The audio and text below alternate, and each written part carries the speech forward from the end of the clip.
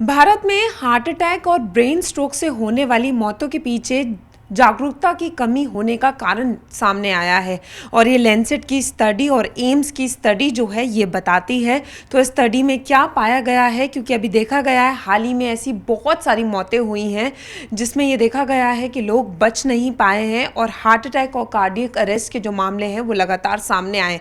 तो इस पर ज़्यादा बातचीत करने के लिए मेरे साथ कार्डियोलॉजिस्ट डॉक्टर अंबुज रॉय हैं। सर, मैं आपसे समझना चाहूँगी, ये जो स्टडी हुई है और ये साफ दर्शा रही है कि कहीं ना कहीं जागरूकता की कमी है, तो ये स्टडी क्या बताती है? जी, तो ये स्टडी उस चीज़ को रिटरेट करती है जो हम लोग देख रहे हैं। आपने कई देखे हो, कई फिल्म स्टार परफॉर्म करते करते इनका देहांत हो गया। यंग लोग, सारे यंग लोग हैं।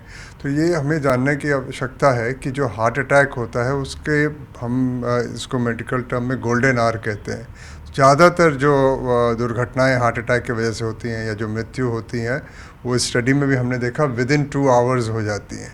तो इसलिए बहुत ज़रूरी है कि मरीज़ भी अपनी जिनको ये दिक्कत हो उसको रिकग्नाइज़ करे। कई बार वो सोचते हैं कि हमें गैस की दिक्कत हो रही है या कुछ और हो रहा है, फिर वो टेंशन नहीं लेते। और कई बार यंग से मरीज़ जैसे अब अस्पताल गए भी तो कई बार डॉक्टर भी नहीं शक कर पाते कि ये हार्ट अटैक की वजह से हो रहा है। उनको भी लगता है कि ये तो इतना कम उम्र का लड़का है, इसको हार्ट अटैक नहीं होगा, गैस्ट्रिक हो रही होगी।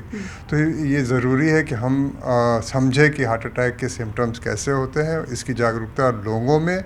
और प्राइमरी जो फिजिशियन होते हैं जिनके पास ज़्यादातर हमने देखा लोग जाते हैं, वो बड़े अस्पताल में नहीं जाते बट आस पड़ोस के डॉक्टरों के पास जाते हैं, उनमें जागरूकता होनी चाहिए कि हार्ट अटैक के सिम्टम क्या होते हैं, ताकि वो एक जल्दी से जल्दी इसमें। और सबसे ज़रूरी होता है कि ईसीजी करें और वो हार्ट अटैक को हम पकड़ पाएँ और उसको फिर सही अस्पताल में रेफ़र कर पाएँ, ताकि उसका जल्द से जल्द अटैक हो। और ये बिल्कुल बहुत हद तक इसका अच्छे से इलाज हो सकता है और जान बचाई जा सकती है अगर हम सही समय पे इसका इलाज करें। सर, जैसा आपने कहा कि सही समय पे इलाज हो, लेकिन ये स्टडी बता रही है कि 10 में से 1% ही लोग ऐसे हैं जो सही वक्त पर पहुंच पाते हैं। तो सर, स्टडी में और क्या देखा गया है कि कितनी चीज़ें जो हैं वो निगलेक्ट कर देते हैं लोग?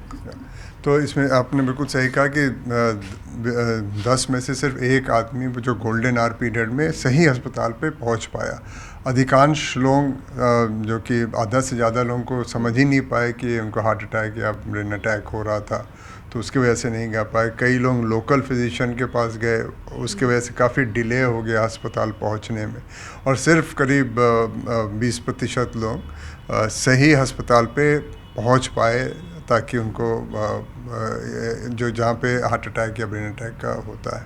तो आवश्यकता, मैंने जैसे पहले भी कहा कि ज़रूरी है कि हम पता करें कि ये इमरजेंसी रिस्पॉन्सेज जो हैं, सिर्फ 4% लोग एम्बुलेंस का इस्तेमाल कर पाए।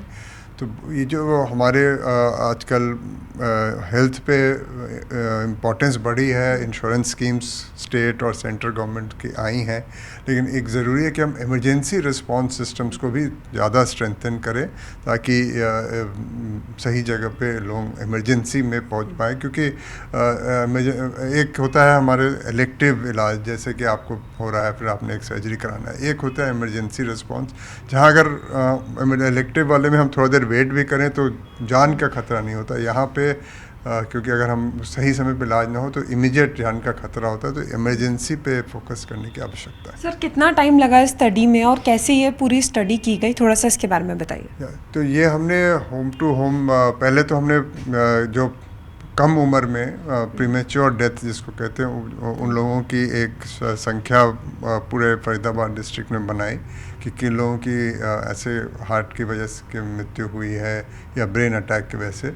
फिर उनका, जिसको एक टर्म कहते हैं वर्बल ऑटोप्सी, या कि उनके घर वाले से निकटतम लोगों से समझे कि क्या सिम्टम हुआ था और क्या हुआ था, जिससे हम एनालिसिस करते हैं कि क्या कारण रहा होगा मृत्यु के क्या कारण रहे होंगे।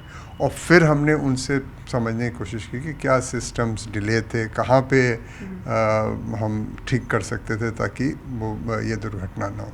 सर, हर सीने का दर्द भी हार्ट अटैक नहीं होता, तो इसको कैसे समझना, अपने लक्षणों को कैसे समझना है? कई बार आपने सही कहा, बहुत मुश्किल हो जाता है।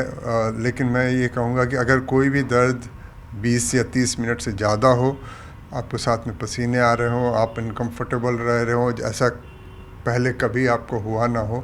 तो ऐसे में हर इंसान को और हर जो डॉक्टर ऐसे लोगों को देखते हैं, चाहे उनकी उम्र कुछ भी हो, एक ईसीजी कराना चाहिए, क्योंकि इस अनफॉर्चुनेटली सिर्फ वही टेस्ट है जो आपको बता सकता है कि नहीं ये हार्ट अटैक नहीं है या ये एक बहुत मैसिव हार्ट अटैक है।